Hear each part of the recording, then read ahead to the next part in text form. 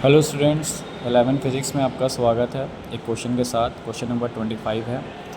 Assuming 1 minute 1 kilogram and 1 minute, ये आपको as a fundamental unit लेनी है और फोर्स की एक न्यूमेरिकल वैल्यू 36 यूनिट है। आपको चेंज करना है इसे सीजे सिस्टम में। तो सबसे पहले फ़ोर्स की बात करी है तो फोर्स का हम डायमेंशनल फार्मूला यूज़ कर लेते हैं। फोर्स का फार्मूला होता है ma और m किलोग्राम में होता है और एक्सेलरेशन मीटर पर सेकेंड स्क्वायर में होता है। तो डायमेंशनल फार्मूला क्या बन जाएगा वो देखना है।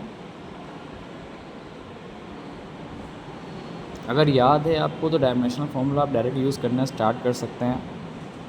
ml/-2 किलोग्राम के लिए m है, मीटर के लिए लेंथ है और अपॉन में टाइम है तो टाइम का -2 स्क्वायर हो जाएगा। तो ये आपका डायमेंशनल फार्मूला हो जाएगा।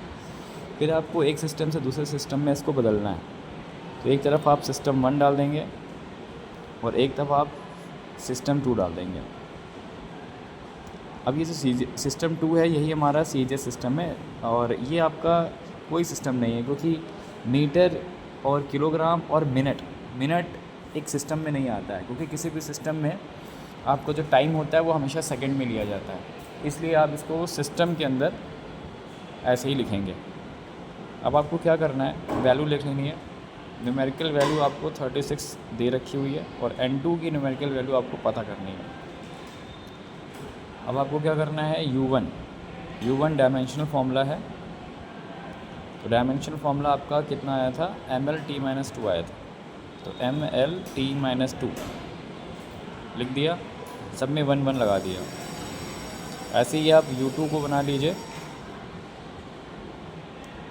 m2l2t2 की पावर -2। अब आपका फार्मूला होता है n1u1 = n2u2। n1 की वैल्यू 36 है, u1 m1 l1 t1 -2, n2 पता करना है, इसकी वैल्यू m2 l2 t2 -2। अब आपको n2 की वैल्यू पता करनी है, 36 एज इट इज़ चलेगा। m1 के ये अपॉन में m2 आप ले आएंगे, l1 अपॉन l2 ले आएंगे, t1 अपॉन t2 ले आएंगे और इसकी पावर -2 है। ये आपकी वैल्यू हो गई n2।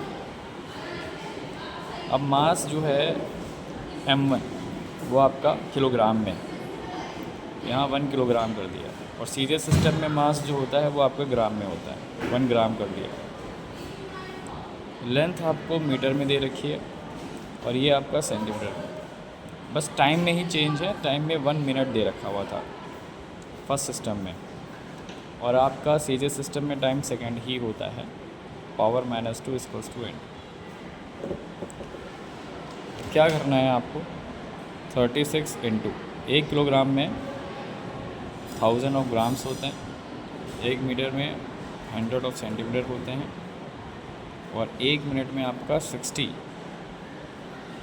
सेकेंड्स होता है। सेकेंड से सेकेंड कट जाएगा, लेकिन पावर -2 इस तरीके से आप लिख सकते हो। तो 36 × 1000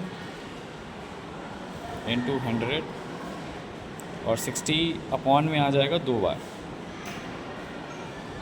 ये वैल्यू हो जाएगी n2।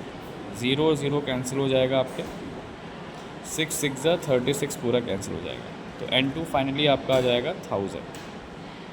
इसका मतलब कि आपकी 36 यूनिट्स जो होंगी आपकी इस सिस्टम में वो 1000 ऑफ डाइंस के इक्वल हो जाएंगी, क्योंकि सीजे सिस्टम में जो फोर्स की यूनिट होती है वो डाइंस होती है। एमकेएस में न्यूटन होती है, लेकिन ये एमकेएस सिस्टम ना एसआई सिस्टम नहीं है आपका, इस चीज़ का ध्यान रखना है, क्योंकि मिनट आपका जो है वो सेकंड में नहीं है। तो मिनट का सेकंड में होना बहुत ज़रूरी है, तभी वो आप न्यूटन लिख पाओगे। अदरवाइज़ यहाँ पे आप 36 यूनिट्स लिखोगे। कोई सिस्टम इन्होंने अपनी तरफ से बना रखा है, इसमें मास को मीटर किलोग्राम में, मीटर को मीटर में रखा है और टाइम को उन्होंने मिनट में रखा हुआ है। तो ऐसा कोई सिस्टम होता नहीं है। मेनली आपके 4 सिस्टम होते हैं, FPS system, CGS system, SI system, ठीक है, ये आपके सिस्टम्स होते हैं। और एक एमके सिस्टम भी होता है, ठीक है, जिसको हम लोग मीट्रिक सिस्टम भी कहते हैं। ये 4 सिस्टम होते हैं अब ये हमारा सिस्टम नहीं, इसलिए यहाँ पे हमने कोई यूनिट लिखी नहीं है, एज अ न्यूटन जैसे नहीं लिखी है, लेकिन ये सिस्टम को पता है कि सीधे सिस्टम में हमने कन्वर्ट करा है, तो न्यूटन को डाइन्स में आप लिख सकते हैं। बच्चों, वीडियो अगर आपको अच्छी लग रही हो तो आप इसमें कमेंट करिए ज़रूर, और शेयर करिए इसे ज़्यादा से ज़्यादा, और पढ़ाई करिए अच्छे से, और मेरा चैनल ज़रूर सब्सक्राइब करिए। अपने फ्रेंड्स को आप सजेस्ट करिए कि आप इस चीज़ से पढ़ाई करें, घर बैठे आराम से आप पढ़ाई कर सकते हैं। प्रशांत कुमार M.P2120। अभी बस हमने शुरुआत करी है, और आपको धीरे धीरे पूरा का पूरा चैप्टर, पूरी फिज़िक्स आपको मैं बैठे बैठे आपको घर पे पढ़ा सकता हूँ। तब तक के लिए गुड बाय। नेक्स्ट वीडियो के लिए आप इंतज़ार कीजिए।